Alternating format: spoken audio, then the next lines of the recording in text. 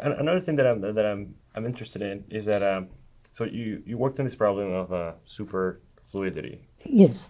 and it's been a while since you worked on that. But what would it look like? What kind of things could you do in a world where we're able to make these liquids in a at a great scale?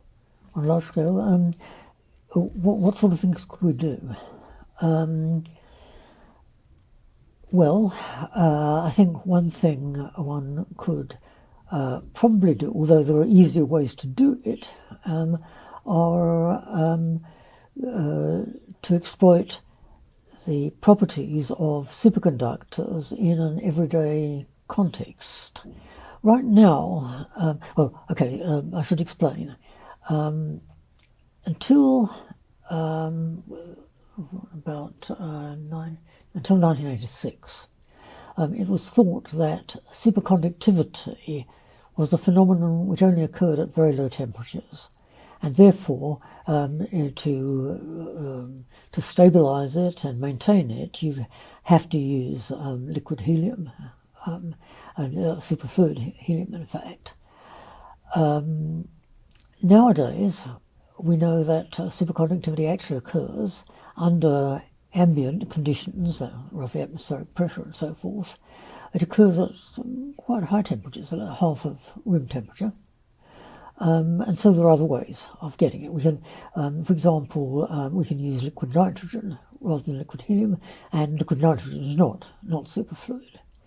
So I don't actually think that there are too many things that you could do with vast amounts of superfluid helium, even if we had them, that you can't do more easily nowadays with, say, liquid nitrogen.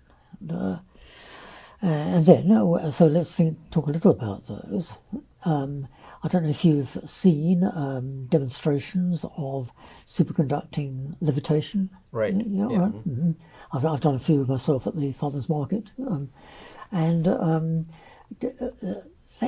can actually be done on a quite sort of human scale. I mean, when I do the demonstrations at the farmers market, I'm basically dealing with little magnets which are maybe the size of a pea, something like that, and not terribly impressive. But in fact, people who want to have a sort of box office impact do occasionally levitate people on large superconducting disks.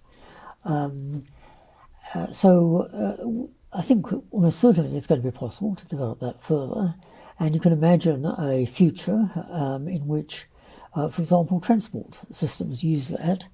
If we can manage to cool a large enough sample of superconductor, superconducting cable, say, we could imagine suspending a platform, a sort of little, like a little walker, but suspended in the air, and use those to propel people around. I think that could well become a reality in the next 50 years or so, perhaps. Right now, there's no objection in principle to doing it. The problem is simply that we just don't have enough of the high-temperature superconductors that we need, and it's expensive and not very profitable to make them. I've seen people do demonstrations of the Back to the Future skateboard. Yes. The hoverboard, right? People usually use superconductors just to simulate that. Yeah, right. Yes, that's right. There's nice videos you can get on the internet.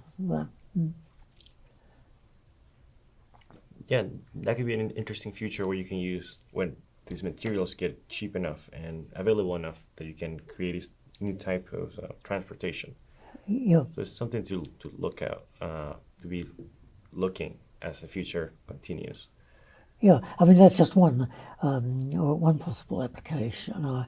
I suspect there are going to be others, but we perhaps haven't thought of them yet.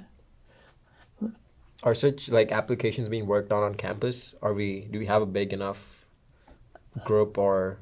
As far as I know, there's a lot of research on superconductivity in general.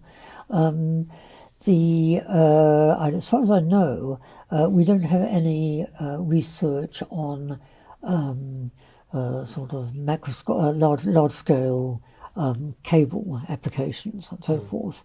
I mean, there are many other groups which are working on that, not just here in the US, but also in China and other places.